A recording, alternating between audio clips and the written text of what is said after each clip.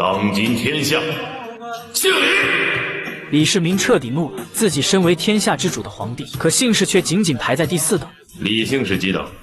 现在是第4等。打天下是4等。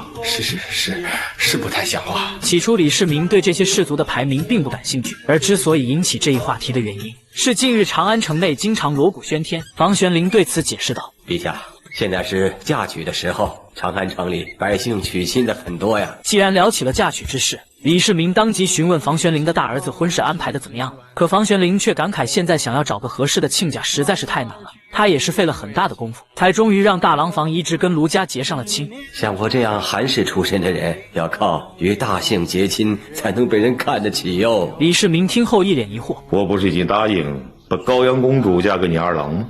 是，还有人敢看不起你吗？李世民觉得自己把最宠爱的高阳公主嫁给了房玄龄的小儿子，怎么说现在也算是皇亲国戚了，为何如今还有人敢看不起房玄龄？李世民也很是纳闷啊。以房玄龄和魏征在朝中的地位，他们的儿子想要娶亲，在长安那还不是随便挑的事吗？怎么反倒这么困难呢？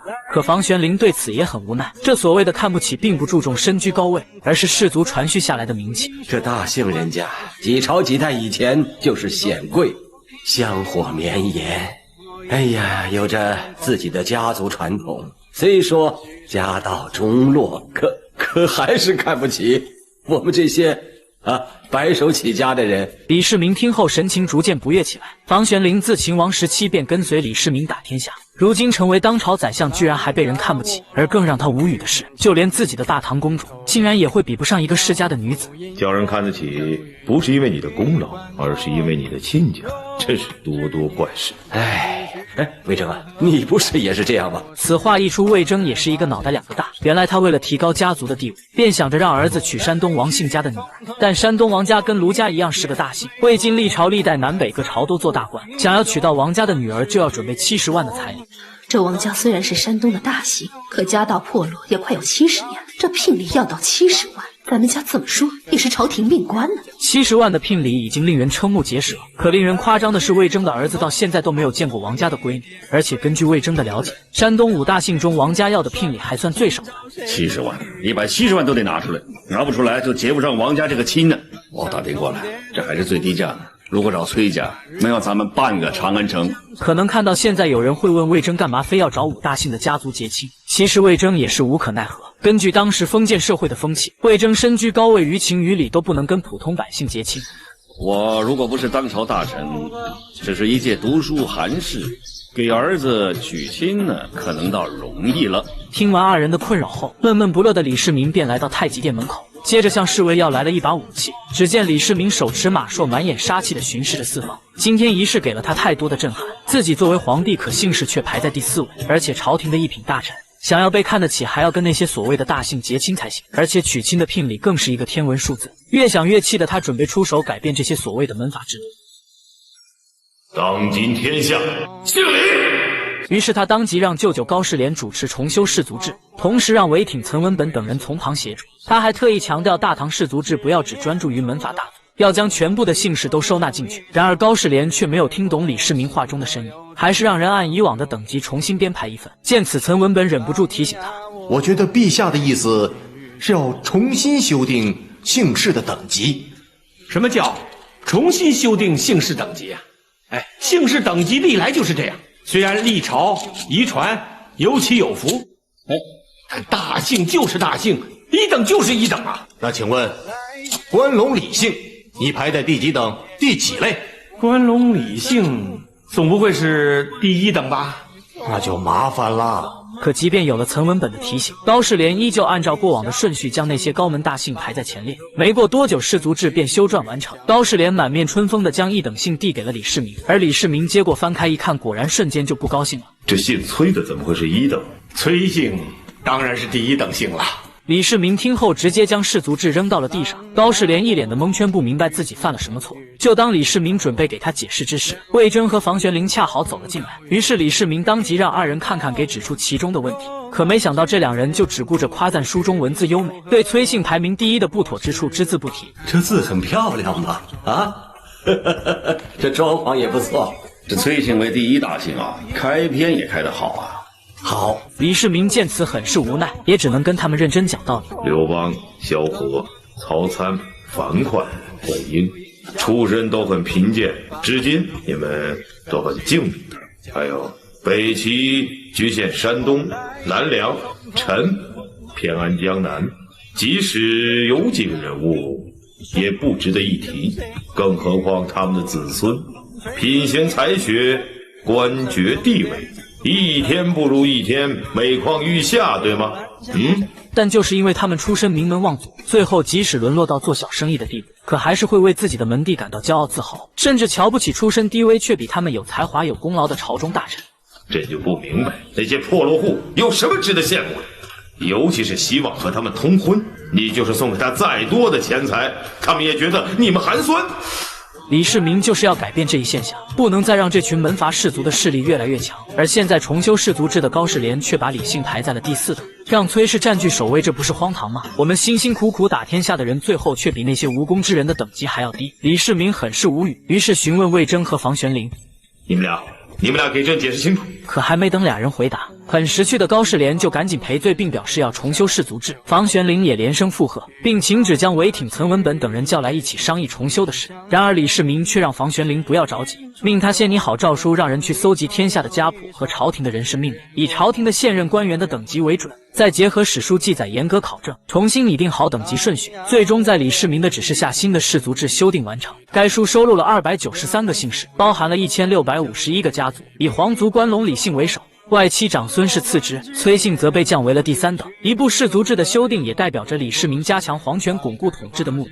而就在李世民正美滋滋地看着新氏族制时，这边的长孙无忌又给他送来一份大惊喜，那就是《兰亭集序》的真迹找到了。为什么说马月老师的李世民最深入人心？他仅用一段无声的表演，就将李世民得到《兰亭集序》的那种不可言喻的激动演绎得淋漓尽致，隔着屏幕都能感受到李世民对《兰亭集序》有多痴迷。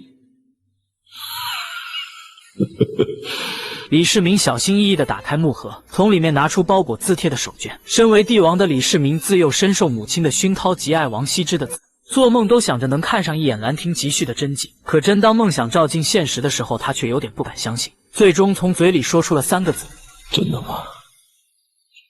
在得到鉴定专家褚遂良的点头肯定后，等了30年的李世民再也控制不住激动的心情。他本想站起身来，可兴奋的情绪却让他的腿不听使唤，又直接坐了回去。花了不少钱吧？陛下不是说过吗？若是辩才肯出让，那就为永兴寺重修一下庙宇再塑金身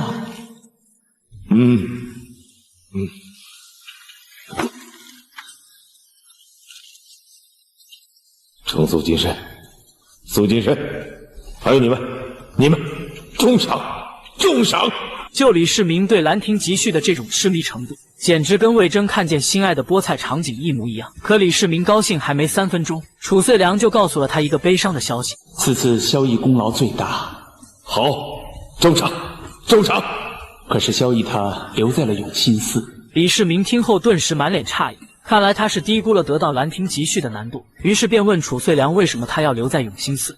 陛下应该明白，辩才是不可能出让《兰亭集序》的，因此萧绎自愿留在永兴寺，以命偿还《兰亭集序》。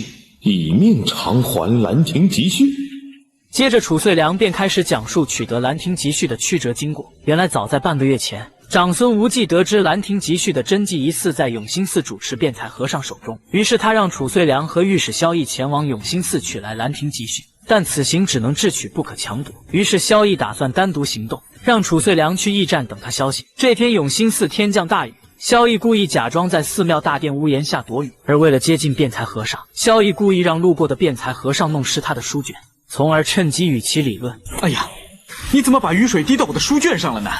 一卷书来之不易，你看，水都把墨给阴开了，这是我借来的，我怎么还啊？辩才赶忙赔礼道歉，并打算为萧绎重新抄录一份书卷，以此作为赔礼。随后邀请萧绎入寺避雨，而辩才看过弄湿的手稿，才发现这是一部佛经。萧绎则趁机说这个手稿上的字体是西晋书法家索敬抄写的，还故意说这索敬的字要比王羲之还要好。一听这话，辩才瞬间就上钩了。王羲之笔法尽人第一，这不过是抄经字罢了。辩才打开了话匣子，开始跟萧逸大谈王羲之的笔法。萧逸故作不懂，请教辩才王羲之书法的精妙之处。可能是辩才太想证明王羲之的书法，竟然从身后的柜子里拿给了他一个木盒。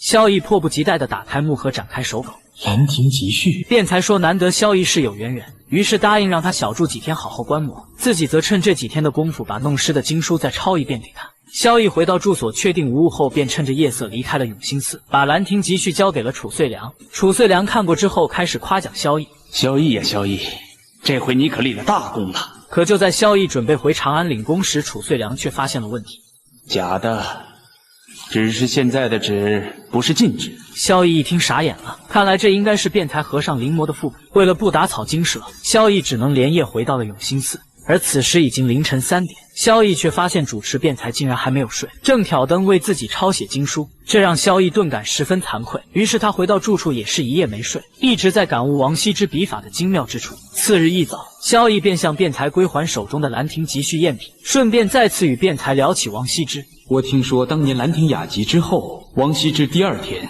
要正式抄写一遍，可无论如何再也写不出当时的妙处了，是这样吗？是。辩才毫不避讳地为萧逸解答，原来《兰亭集序》竟是王羲之酒后趁着酒意灵感大发，从而写下这举世闻名的《兰亭集序》。等到第2天酒醒之后，王羲之发现原稿上有不少笔误和遗漏，于是准备重新抄写一遍，结果却发现怎么也达不到原稿的境界，于是只能在原稿上修改笔误和添加遗漏的字。这真迹里面并没有改动啊。施主手中并非真迹，乃是老僧手笔。哦，原来如此。那改动的是哪几个字呢？辩才听后便将真迹中有改动的地方全部一一告知了萧逸。见辩才知道的如此详细，萧逸便顺着话题探一探辩才的口风。想来师傅是见过真迹的了。妻者见过。辩才打从心里认同萧逸，仿佛遇到了知音一样，很是投缘，于是就说起了自己的秘密。《兰亭集序》被视为传世之宝，在王家代代相传，一直传到王家七世孙王法吉手上。后来王法吉出家，法号智勇，而智勇法师正是辩才的师傅。在智勇法师圆寂之前，又将《兰亭集序》传给了辩才，从此《兰亭集序》也就成为永兴寺的镇寺之宝了。不知道有没有缘见到《兰亭集序》的真迹？辩才虽然对萧逸知无不言，言无不尽，但让萧逸见一见《兰亭集序》的真迹，他还是犹豫了。而萧逸见状倒也不慌，当即就来了一招以退为进，表示自己未能见到真迹，那就说明缘分未到，不可强求。于是起身告辞离去。然而就在这时，辩才开口了：“施主留步，施主一片诚心，实在少见。”于是愿意为萧逸做一场法事。随后等萧逸沐浴焚香斋戒3天之后，辩才终于把《兰亭集序》真迹交给了萧逸。神品啊！施主小心！萧逸赶紧擦掉激动的泪珠，防止滴落在纸卷上。看着萧逸虔诚的模样，辩才和尚也渐渐放下心来，并答应给萧逸1天时间观摩。而萧逸也明白这是他得到《兰亭集序》最好的机会。为了完成皇帝的任务，这条不光明的路他就算怀着愧疚昧着良心也要走完。于是连夜将字帖送了出去。等第2天，当辩才打算收回《兰亭集序》时，却发现萧逸已经在寺外跪了一夜。施主有何不妥？奉大唐皇帝陛下旨，永兴寺镇寺之宝王羲之《兰亭集序》真迹，自是已快马送达长安太极宫。弟子萧逸不能亲自回去消差，留在这里听凭师父发落。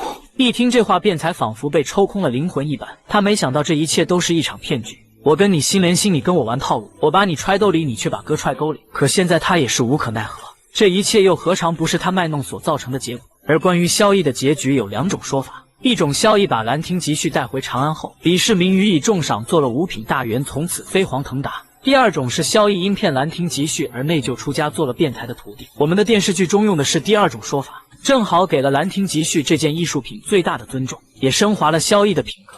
武取天下，要以性命相搏；文治天下，也有人以命相许。这萧逸当得我一员大将。而为了不辜负萧逸的付出和《兰亭集序》能流传于世，李世民下令欧阳询、褚遂良等书法大家临摹《兰亭集序》。随后良工巧匠将其磨刻木板，赏于诸臣。在李世民推动下，《兰亭集序》并未仅锁于皇家，而是流传于世，供后人瞻仰。